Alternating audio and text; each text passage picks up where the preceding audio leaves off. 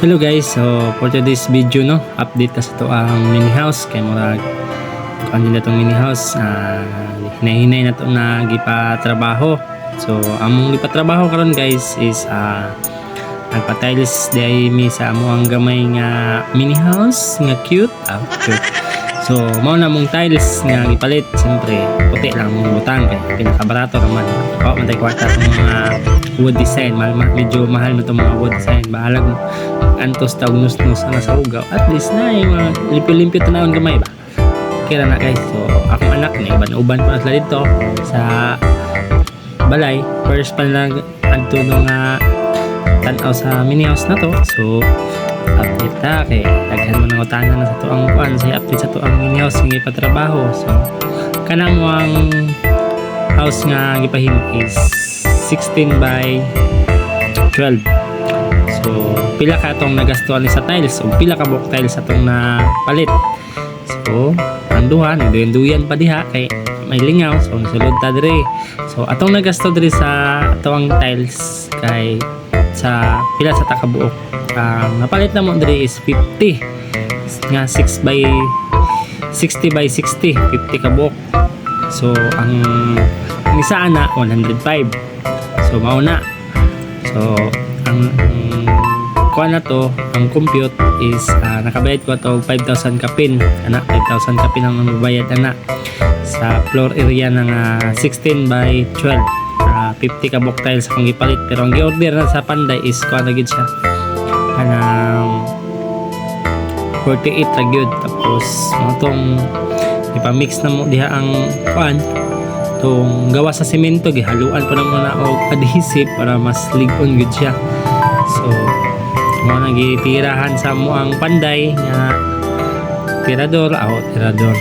So mo na among ipalit sideline ta video po sa kilid kay abugbang kay sa sulod. So wala kay mi naga sulod to kay abog kay naga kuan og tiles, nagapikas nang kuan og tiles sa tawagan, basta nagapikas na siya sa tawagan na mo na to siya.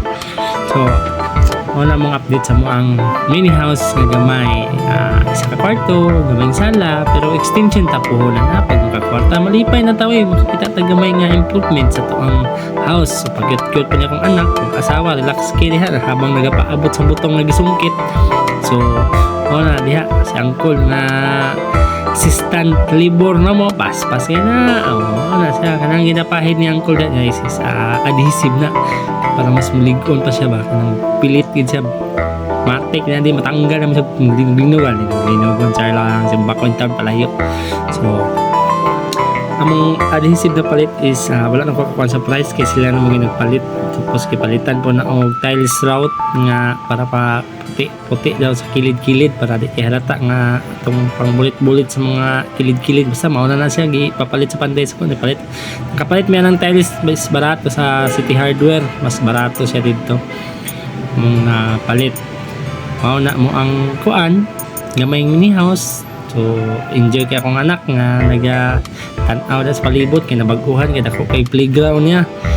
Sa syudad man god is gamay jud kay na sa playground agi dapindalan. So mana adto ko pakuha ta o butong ana ni angkol kay magipanggutom na tong mga Panday, hulat-hulat na ta ana kung amahan assistant na sa diha tabang-tabang og chismis gamay trabaho dako kanang gihalo diha guys. Mao nang adhesive na lang gibutang na diha ipalit nako.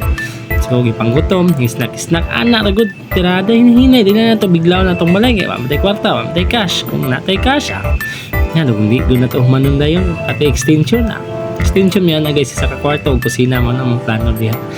Puhon kaloyan makakwarta na punta maka daghan pa ta og mga view para matiwas-tiwas ta diha. Like and share and follow. Thank you.